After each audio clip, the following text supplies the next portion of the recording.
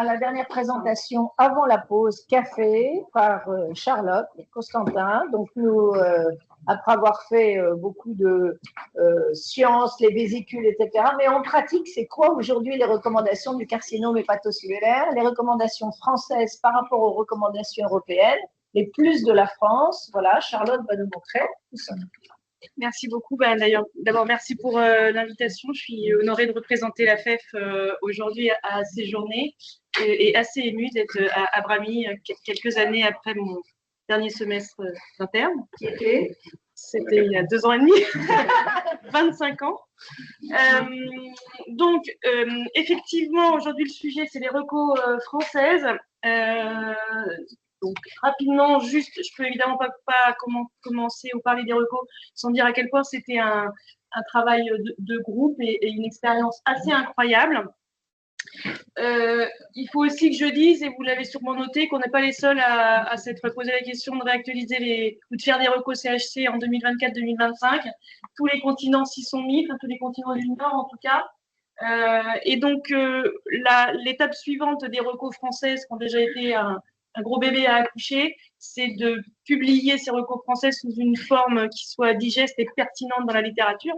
Et donc, on réfléchit à une sorte de comparaison des recos, on va dire, France-Europe. Et c'est un petit peu l'exercice que j'ai essayé de faire aujourd'hui. J'espère que mes émojis multiples ne vous effaroucheront pas. En tout cas, tout peut être changé, ne vous inquiétez pas. Heureusement, il y a beaucoup de convergences, mais vous le verrez, il y a des discordances que personnellement, moi, je ne suis pas sûre de comprendre compte tenu du fait que la littérature et les références sont les mêmes, mais on en parlera peut-être. Donc, je suis moi, donc je peux pas ne pas parler du dépistage, même si c'est probablement pas le plus passionnant des recos. Il n'y a pas de surprise, hein. Il faut dépister les patients avec une cirrhose, avec une glycosémestrielle et de l'alpha-fétoprotéine. Par contre, ça se corse quand on sort de la cirrhose et en fonction de l'étiologie. Pour les patients affectés par le virus de l'hépatite B, AFF 2025, CHC dit il faut utiliser le score PageB, que vous connaissez certainement. C'est très flou, pardon, mais ça prend en compte l'âge, le sexe et le taux de plaquettes. Et ça différencie bien les groupes à risque. Et on dit que si on a le PageB supérieur à 10, il faut mettre en route un dépistage semestriel. Le ASL, en fait, ne sait pas trop, dans le sens où, en fait, les recos CHC disent qu'il ne faut pas dépister les patients qui n'ont pas de cirrhose, B, pas de cirrhose, mais par contre, les recos ESL VHB de 2025 disent qu'il faut utiliser le PageB. Donc, honnêtement, j'utilise encore le PageB jusqu'à preuve du contraire. Mais la preuve du contraire, elle va peut-être venir très, très vite. Donc, la durée de vie des recommandations, faut être très humble. Mais il y a des données très floues, encore une fois, d'hépatères qui ont été présentées, je crois, il y a 2 ans à la FEF, qui suggéraient que PageB avait un intérêt probablement que chez les patients avec une fibrose avancée, donc F3 et peut-être pas en dessous. Donc, il est probable que les recos AFF VHB de février 2026, teasing, 5 et 6 ou 4 et 5, voilà, j'étais pas loin, changeront cette reco. Pour le VHC aussi, alors nous, on n'a pas été complètement capable de se mettre d'accord. Il n'y a pas de reco spécifique pour le VHC. Il faut aller lire le texte pour dire que compte tenu de la littérature et du risque de CHC dans cette population, de non-cirrhotiques éradiqués, néanmoins, il est précisé qu'il faut faire attention aux comorbidités. Donc, s'il y a plusieurs facteurs assez larges, quand il n'y a pas de cirrhose, mais de fibrose avancée. L'ESL lui dit on dépiste pas les patients qui n'ont pas de cirrhose. Et l'ESMO dit il faut dépister semestriellement les BHC F3. Donc, faites votre choix. Moi, je continue. Moi, je continue. En fait, peut-être que moi, j'ai le post-somatique.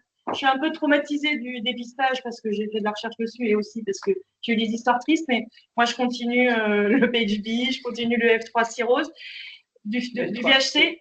Le problème, ça va être que nos cohortes de patients deviennent difficiles à. Donc, on est déjà obligé de les voir qu'une fois par an ou deux et de faire confiance entre-temps, ce qui n'est pas forcément une bonne idée. Mais il faut qu'on développe les modalités de suivi, en particulier par des personnels non médicaux, parce qu'ils font mieux aussi la prise en charge holistique comorbidité, je pense. Donc, moi, je continue. Masoldi, pas de cirrhose, pas de dépistage. Ce sont les recommandations avec écrit en petit quand même, si jamais il y a plusieurs facteurs de risque, reposez-vous la question. Donc moi, je ne dépiste plus que les patients cirrhotiques compte tenu d'une idée de volume à l'accès à la consultation. Je ne sais pas si j'y réponds. Le diagnostic, il n'y en a qu'une, c'est l'AFEF a été extrêmement fort sur l'idée qu'on doit biopsier systématiquement un patient qui a une tumeur du foie, comme dans les autres spécialités oncologiques. Donc on est tous d'accord, quand il n'y a pas de cirrhose connue, on ne peut pas utiliser les marqueurs non invasifs radiologiques, mais la FEF dit que, compte tenu du fait qu'il y a des séries qui montrent qu'il y a jusqu'à 10% d'erreurs diagnostiques avec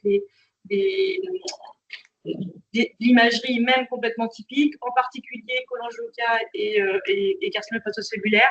C'est quand même dommage aujourd'hui qu'on a un arsenal thérapeutique qui s'est franchement étoffé depuis que j'étais là à Brami il y a 20 ans. Ça vaut le coup de savoir ce qu'on traite quand même. Et la FEF rajoute le fait que, et ça a été illustré par le groupe précédent, que si on fait une biopsie de tumeur, il faut aussi essayer d'avoir la biopsie non tumorale, pour savoir où on est le parenchyme hépatique, mais aussi parce que ça peut aider dans certains types de tumeurs pour bien faire le diagnostic. Alors ESL, pas super fan de la biopsie s'il n'y a pas de cirrhose. L'ESMO dit il y a quand même une phrase. Il y a une phrase disant qu'on peut, mais c'est pas écrit. Il n'y a pas une reco qui dit. Il n'y a pas marqué il faut. Voilà, il n'y a pas une reco qui dit il faut, tandis que la FEF dit il faut. Donc il faut. Et les SMOR, ça m'a amusé. Il y a marqué avant de débuter un traitement systémique. Alors, je comprends l'idée. On a des traitements systémiques qui peuvent exposer à des effets secondaires, mais finalement les traitements radiologiques potentiellement aussi, excusez-moi, mais et la chirurgie, mais là on a l'histologie, mais donc je comprends pas bien, mais en gros, pour le coup là, les recours français, je pense, se mettent dans la ligne de l'oncologie. On fait de l'oncologie, on doit avoir une preuve de la tumeur contraire. Sur les modalités de prise en charge, je ne vais pas m'étendre longtemps, juste les 3 recours insistent sur le fait que ces tumeurs doivent être discutées dans des RCP pluridisciplinaires, en soulignant tout l'intérêt d'avoir un chirurgien qui a une compétence en transplantation. Un patient doit au moins une fois, chaque patient en âge d'être transplanté doit avoir été discuté au moins une fois dans une RCP avec un chirurgien expert en transplantation ou en visio. Les recours AFEF, c'est vrai sur des données très limitées, ont aussi insisté sur le fait que une RCP experte, alors on n'a pas réussi à avoir une définition de la RCP experte, donc du coup on s'est basé sur le travail de Nathalie Goudet qui dit que les centres de haut volume sont probablement plus pertinents pour prendre en charge les patients avec une tumeur primitive hépatique, donc carcinome hépatocellulaire, et presque zéro donné dans la littérature, mais on a souhaité donner une sorte de cadre entre la discussion et le début du traitement pour qu'on se presse un petit peu de prendre en charge les patients. Et je ne l'ai pas dit là, mais on a aussi le comité a aussi rappelé qu'il faut idéalement se presser entre la première imagerie diagnostique ou qui parle de la tumeur et la RCP. Il faut idéalement le faire dans le mois. Parce qu'après, comme on se prend aussi 1 mois à 6 semaines de traitement, c'est une urgence. On a aussi produit, et c'est une force, je pense, des recours AFEF, une fiche RCP qui va être prise par les réseaux de cancer de mauvais pronostic. C'est long, tout ce qu'il faut, mais en fait, si on n'a pas tout ça, c'est un peu difficile de prendre en charge le patient. Donc, il y a plein de données, évidemment, sur le patient, sur la maladie sous-jacente et la biologie, mais il y a aussi plein de données sur la tumeur. Et je voulais juste signaler les 2 choses les plus nouvelles, on va dire. La FEF souligne qu'on ne peut pas utiliser écrire de Babéno-7 pour évaluer l'hypertension portale, donc il faut avoir une gastroscopie. Et 2, on calcule maintenant systématiquement le score ALBI, qui est moins susceptible d'être, ça y est, j'ai pas trouvé mon mot,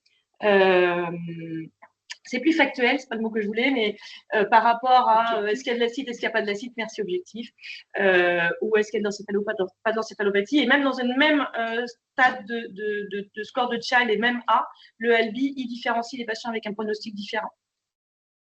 Donc maintenant, on calcule tous les scores, mais on rajoute LB. Alors, là, c'est un gros changement, une grosse différence. L'algorithme de traitement, le SLSMO, on reste sur cette diapo qui s'enrichit tous les ans depuis 25 ans, mais qui est quand même assez brutale. Et puis, on a l'impression que les gens sont dans des cases et c'est un peu contraignant. Une grosse libération, alors qu'il avait engagé un peu le TNCD. C'est-à-dire qu'aujourd'hui, nous, on propose cet algorithme, enfin, les recours françaises, pardon, proposent cet algorithme qui montre bien deux choses. Il faut extrêmement bien évaluer le patient, sa fonction hépatique, extrêmement bien évaluer l'extension tumorale, et qu'il y a quand même des situations où il y a plusieurs choix possibles et que les gens ne rentrent pas forcément si facilement dans les cases. Et cet algorithme, je trouve, est vraiment, en tout cas pour un non-spécialiste, beaucoup plus facile à absorber. Et c'est peut-être aussi l'intérêt de ces recours françaises qui ne s'adressent pas qu'à des surspécialistes du carcinome hépatocellulaire. Alors moi, il y a 100 recours, donc évidemment, j'ai dû faire des choix. J'ai peut-être pas j'ai pas réussi à faire assez de choix. Peut-être que je vais aller assez vite sur certaines. Rapidement, pour le traitement curatif, il n'y a pas de grosse différence. Les recours AFF, elles insistent sur le fait qu'il faut bien évaluer la fonction hépatique. On fait de la résection chez des patients qui ont une fonction hépatique conservée, une cirrhose compensée. Il ne faut pas avoir de signe d'hypertension portale significative et on peut aller jusqu'à la mesure du gradient. EASL, ESMO, qui sont peut-être des recommandations un peu plus pour spécialistes, prennent un tout petit peu plus de liberté sur le degré d'hypertension portale ou même la fonction hépatique. La FEF insiste et donne des chiffres, et c'est aussi ça qui est intéressant par rapport aux recours européennes. Il faut évaluer la taille du futur foie restant, et ce n'est pas la même chose qu'on ait une cirrhose ou qu'on n'ait pas une cirrhose. Et si on n'a pas un foie restant suffisant, eh ben, il faut procéder à des techniques d'hypertrophie. C'est moins bien expliqué, c'est évoqué dans l'ESL et, sauf erreur de ma part, ce n'est pas évoqué dans les recours ESMO. Qui sont très synthétiques. Bon, pour la destruction percutanée, globalement, j'ai du mal à choisir mes émojis. Ils sont globalement d'accord, c'est juste que la taille est pas, ils sont pas complètement d'accord sur la taille idéale, mais globalement pas trop de différence. Ce qui est intéressant dans les recours AFF, et je vous encourage à aller les regarder pour les plus jeunes, c'est qu'il y a beaucoup de détails sur les différentes techniques et pourquoi est-ce qu'on pourrait les choisir, et beaucoup de détails sur comment on choisit quand on peut faire à la fois une chirurgie ou une destruction percutanée, comment on va plutôt vers l'un ou l'autre. Pour des raisons de temps, j'ai choisi de m'étendre plutôt sur le traitement intra-artériel. Un des points importants, c'est est-ce qu'on peut aujourd'hui faire un traitement adjuvant après un traitement à visée curative? Les données de la littérature aujourd'hui, il me reste 50 disent que non, et là tout le monde est à peu près d'accord. Les trois recos considèrent que la radiothérapie à visée curative, positionnée quand même quand on ne peut pas envisager la résection ou la destruction percutanée. Peut-être que les choses évolueront avec la pratique. Mais en tout cas, ce que ça encourage, c'est à se rapprocher de nos collègues radiothérapeutes. Nous, on n'avait jamais de contact avec eux, alors que dans une ancienne vie, ils étaient assez souvent là à la RCP, et probablement qu'il faut étendre la RCP à nos amis radiothérapeutes. C'est des situations où ça peut être vraiment la meilleure solution. Transplantation hépatique, il n'y a pas de révolution. En France, c'est le score AFP, surtout important parce qu'on a introduit la fafétoprotéine, qui a été aussi introduit, qui a été aussi rappelé par l'EASL. Ce pas complètement les mêmes scores, mais en gros, si on introduit la fafétoprotéine, les résultats sont globalement équivalents. Je suis allée relire encore, ils ne parlent pas de l'alpha-fétoprotéine dans l'ESMO, et c'est vraiment hyper important d'avoir un score de sélection des patients qui prend en compte ce facteur, c'est le plus fort pour le risque de récidive. Et même quand on se place après la transplantation, finalement, l'AFP avant la transplantation, elle pèse plus fort que certains éléments de l'explant hépatique. Donc, hyper important. Tout le monde est d'accord sur le fait que si on peut, si on a le choix entre transplantation et un autre traitement à visée curative, destruction, résection, il faut aller d'abord à un traitement, on va dire, conservateur, pas la transplantation. Ça permet d'économiser des greffons parce qu'on n'en a déjà pas assez et il n'y a pas de perte de chance pour les patients. Pour les patients, c'est ce qu'ils appellent ablate and wait stratégie, mais ablate pouvant être destruction percutanée ou résection. On est tous plus ou moins d'accord, sauf les sons qui ne s'est pas prononcé. Rapidement, après la transplantation hépatique, vous savez qu'on parle tout le temps, on ne sait pas si on doit ou pas modifier le traitement immunosuppresseur pour diminuer le risque de récidive. Là où on est les seuls à bien le dire, c'est qu'il faut diminuer l'immunosuppression. La façon dont on le fait n'est pas forcément très détaillée ou connue. Les inhibiteurs de mTOR, en post-transplantation, les bureaux qu'on parle disent qu'il n'y a pas d'éléments suffisamment forts pour dire qu'il faut les employer. Néanmoins, à tous les congrès, on en parle et quand on pose la question aux experts, il y a quand même beaucoup de centres de renom qui le font. Donc, on a probablement encore besoin de données supplémentaires, mais c'est ce que disent les recos. Et ce que disent les recos aussi, c'est qu'un patient qui a été transplanté, on parle aujourd'hui d'immunothérapie avant greffe et puis aussi pour traiter des récidives de cancer, CHC ou autres cancers après greffe. Aujourd'hui, les recos sont très prudentes, les trois, compte tenu du fait qu'il y a un très fort risque de rejet avec l'immunothérapie après transplantation hépatique, donc c'est ne que dans le cadre d'essais thérapeutiques. Alors, traitements locaux régionaux. Là, je me suis trompée dans mes émojis parce qu'en fait, tout le monde est plutôt d'accord, c'est juste que c'est pas dit de la même façon. En gros, tout le monde est d'accord sur le fait que la chimio-embolisation, c'est le traitement de référence pour le CHC multifocal avec une fonction hépatique conservée et sans invasion vasculaire. Tout le monde est d'accord, enfin les trois recos sont d'accord pour dire que la chimio conventionnelle, lipidolée versus la DEP-PACE, bichargée, il n'y a pas de données dans la littérature qui suggère qu'il y en a un à privilégier sur l'autre. Par contre, il y a des discordances en termes de embolisation seule versus chimio-embolisation. C'est vrai que EASL et ESMO, et j'avoue, la discussion a été un peu vive aussi pour les recos APEF, suggèrent que c'est une alternative. Et c'est vrai que les données de la littérature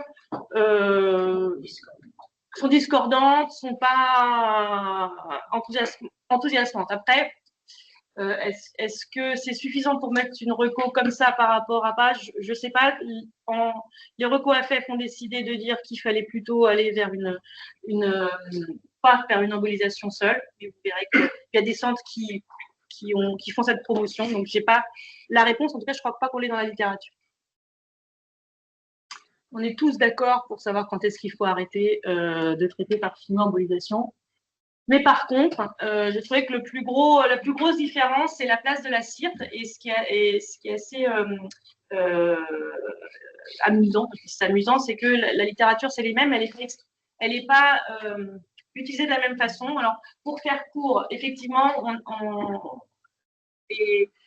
la FEF s'est vraiment positionnée pour dire que la CIRT, c'est le traitement de choix du CHC avec une thrombose forte qui n'atteint pas le tronc. Avec une maladie unilatérale et évidemment avec une fonction hépatique conservée et une phase de stimulation qui suggère qu'on va avoir une prise en compte de toute la tumeur. Et puis avec les mêmes données de la littérature, le EASL dit que ce n'est pas une indication. Et en fait, la différence, c'est est-ce qu'on a suffisamment confiance en des phases 2 par rapport à est-ce qu'on a absolument besoin de phase 3 pour poser des recommandations. Ça a été une discussion très houleuse en France. Je ne sais pas comment ça a été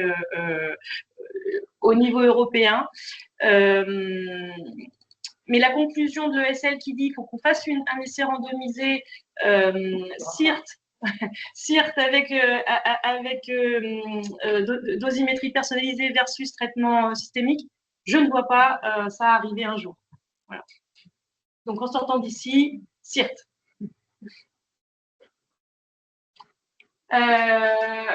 En revanche, un peu d'accord pour dire que la CIRT, ça peut être une alternative quand on peut, pour des traitements, des tumeurs qui seraient éligibles à un traitement visé curatif et qui, pour certaines raisons, les patients ne peuvent pas les recevoir. Et aussi en alternative à la chimio-embolisation. Alors ça aussi, ça a été une discussion ultra houleuse, pour savoir si on peut faire la CIRT tout le temps à la place de la chimio-embolisation. En pratique, quand on peut faire une thèse, on peut faire une CIRT. Après, il y a des questions plus de faisabilité, d'accès à ce type de technique. Mais en tout cas, la FEF suggérait que si on a l'espoir, on pense pouvoir, avec une réduction tumorale suffisante, amener le patient à un traitement à visée curative, peut-être qu'il faut préférer la CIRT que la chimio-embolisation.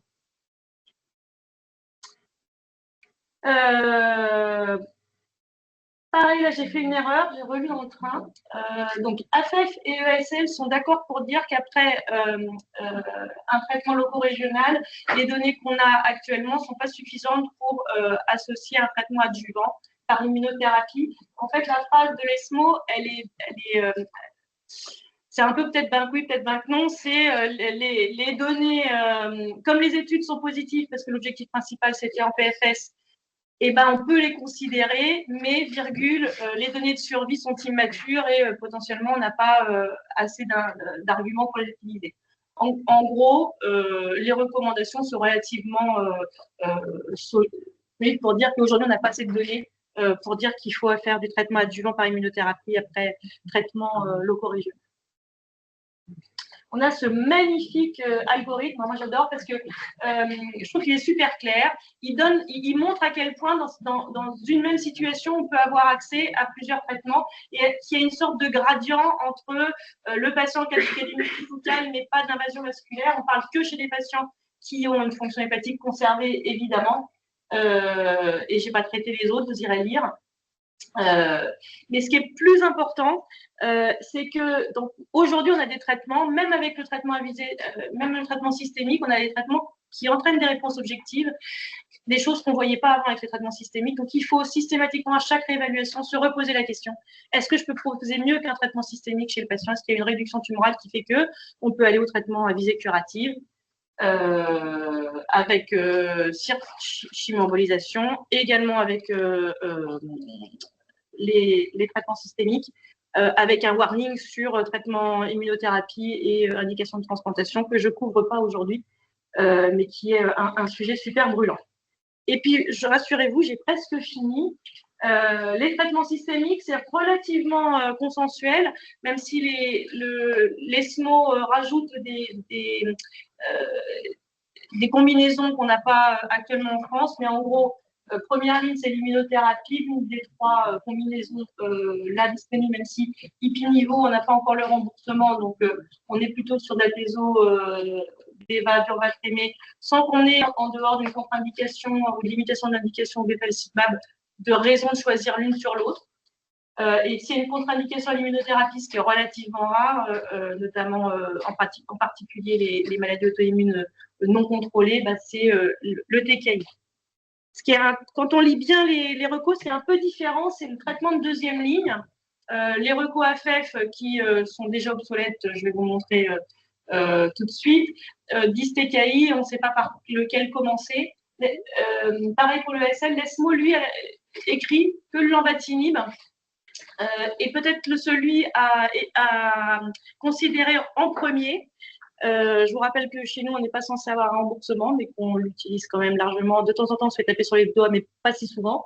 Et il y a un papier assez récent, là, Léviathan Study, qui a l'air de suggérer qu'effectivement, l'envatinib pourrait faire mieux que sorafenib en seconde ligne après une immunothérapie par atezo-beva. Donc, ce qui confirmerait l'idée, j'avoue que nous, on fait beaucoup ça, donc je ne sais pas où. Et puis, dernière diapo, dernière nouvelle, c'est la force du TNCD réactualisable à l'envie. A été rajouté sur le TNCD, là, je pense que c'est septembre, octobre, que peut-être on pourrait aussi se poser la question de l'immunothérapie en deuxième ligne après une immunothérapie, en prenant pas la même combinaison, enfin, je veux dire, en prenant pas une double immunothérapie, c'est durvaltrémé après atezolizumab ou ipilimumab après atezolizumab, mais pourquoi pas atezolizumab après durvaltrémé. Il y a peu de données dans la littérature, il y a peu de données en France, mais il y a pas mal de gens qui le font, donc c'est quelque chose qui doit être recueilli. Donc, pour finir, une analyse histologique comme les autres types de cancers, systématiquement, toujours se reposer la question du traitement à visée curative, parce que maintenant, à tous les stades, on peut avoir des réponses qui permettent de changer le pronostic des patients. Le gros intérêt de la FEF, c'est de donner beaucoup de détails pratiques, et c'est peut-être plus à destinée de centres pas trop d'experts, mais qui ont envie de savoir et de ne pas faire de bêtises. La principale discordance, c'est la place de la CIRP et les perspectives. J'ai juste listé immunothérapie en seconde ligne. Je ne sais pas si certains d'entre vous le font, mais je pense que c'est ce qui va changer le plus dans les repos à venir.